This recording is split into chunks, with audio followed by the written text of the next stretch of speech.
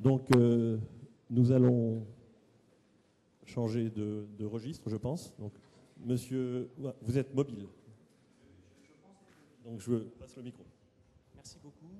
Mesdames et messieurs, bonjour. Je tenais tout d'abord à remercier l'Union des professeurs, dont vous faites partie, d'avoir accepté la proposition d'intervention que vous allez voir dans quelques minutes. J'étais venu à une réunion à l'école des mines, donc là où je travaille, avec différents projets de présentation, et on m'a demandé de proposer des choses à caractère technique et scientifique. Donc on va changer un petit peu d'univers, mais c'est tout l'intérêt de ces journées, de pouvoir faire un petit peu de tout. Et j'avais gardé un petit peu l'espoir de proposer quelque chose qui, disons, interpelle le bureau de votre association et qui concerne la réalisation de micro-ballons en diamant pour des applications de fusion inertielle. Alors pourquoi ce sujet ?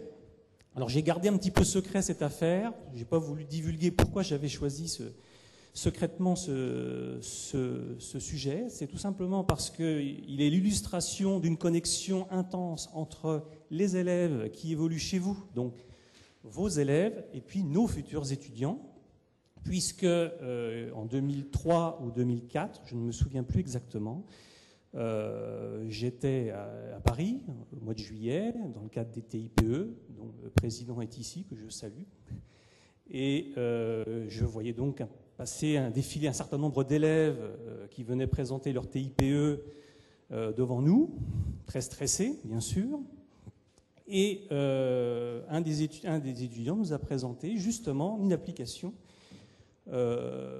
novatrice de la fusion thermonucléaire. Alors c'était assez bien fait, bon, quelques petits défauts de jeunesse, mais ça m'avait surpris, cette initiative de présenter ce genre de sujet, qui n'est pas simple à présenter.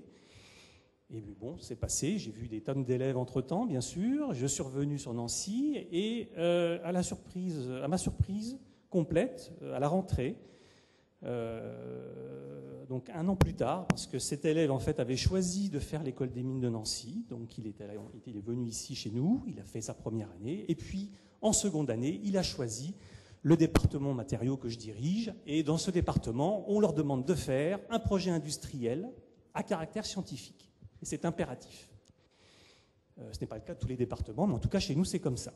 Et contrairement à tous les élèves qui finalement se laissent un petit peu bercer par ce qu'on peut leur proposer, eh bien cet élève est venu me voir et m'a dit « Écoutez, vous vous souvenez de moi ?» Je dis « Non, évidemment, c'est un peu difficile, je vois beaucoup d'élèves. » Et donc il m'a dit « Je vous ai vu comme examinateur au TIP à Paris et j'avais présenté un sujet sur la fusion inertielle et voilà, j'aimerais bien travailler sur cet aspect dans le cadre du projet industriel deuxième année. » Je dis, écoutez, c'est pas très traditionnel. En principe, c'est nous qui vous imposons les sujets, vous les choisissez dans la liste qu'on vous propose.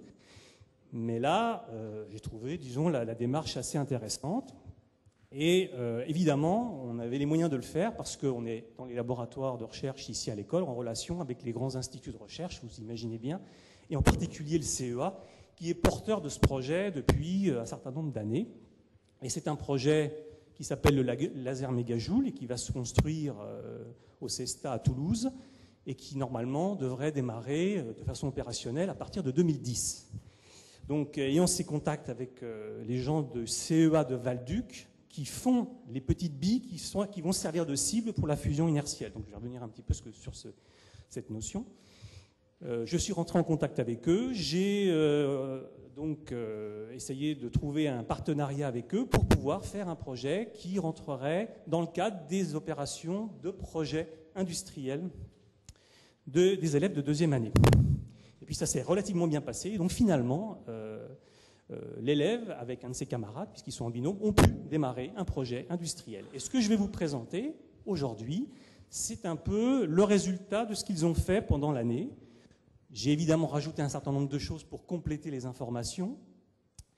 Et donc un certain nombre de transparents que vous allez voir ici sont de leur cru. Donc je ne les ai pas trop changés.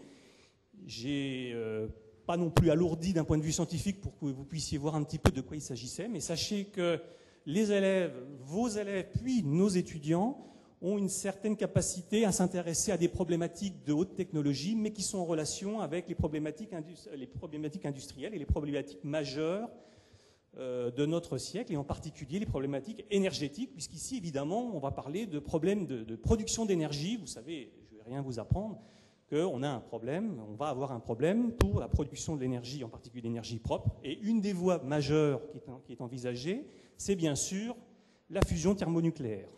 Donc on sort du cycle de la fission, on fait de la fusion, et pour faire de la fusion, on a besoin de rapprocher un certain nombre de noyaux, donc du deutérium et du tritium, et ces noyaux, si on les comprime et si on les fait se rapprocher, bien vous savez qu'on va former une particule alpha, et puis on va émettre un neutron, et en faisant cela, évidemment, on récupère de l'énergie. Alors, pour faire ça, il y a un critère important, c'est qu'il faut pouvoir les rapprocher, et donc il faut fournir au deutérium et au tritium une quantité importante d'énergie. Et il y a deux façons de le faire. Alors, on appelle ça le critère de Lawson. Il faut évidemment avoir quelque chose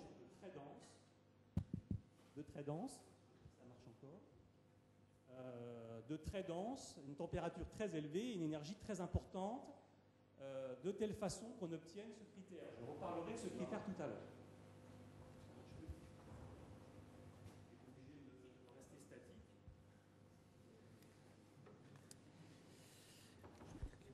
Alors, deux façons de faire pour atteindre ce critère de Lawson de densité et de temps pendant lequel on a quelque chose de dense.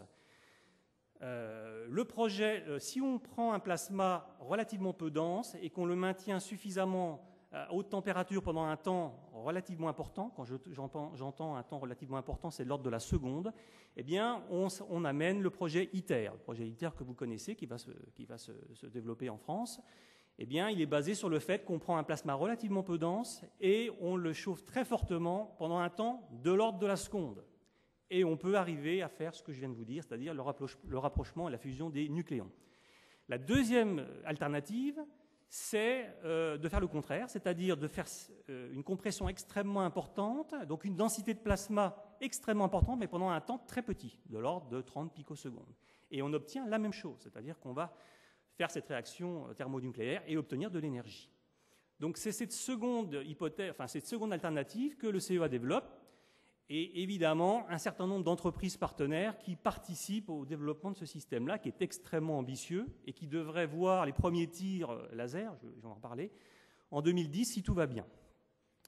Alors pour faire ça, donc je vais rentrer un petit peu dans la problématique du sujet, on a besoin d'avoir une cible dans laquelle on met les matériaux fusibles. Donc en l'occurrence le deutérium et le tritium. Et ces éléments fusibles, il faut les maintenir un certain temps, petit, mais avec un plasma à l'intérieur très dense. Donc notre problématique ici à l'école vis-à-vis de ce projet, c'était de mettre au point une sphère capable de maintenir les éléments fusibles pendant un temps suffisamment important lors de l'impact laser qui va conduire justement à l'implosion de cette petite bille et à réaliser la fusion thermonucléaire. Alors,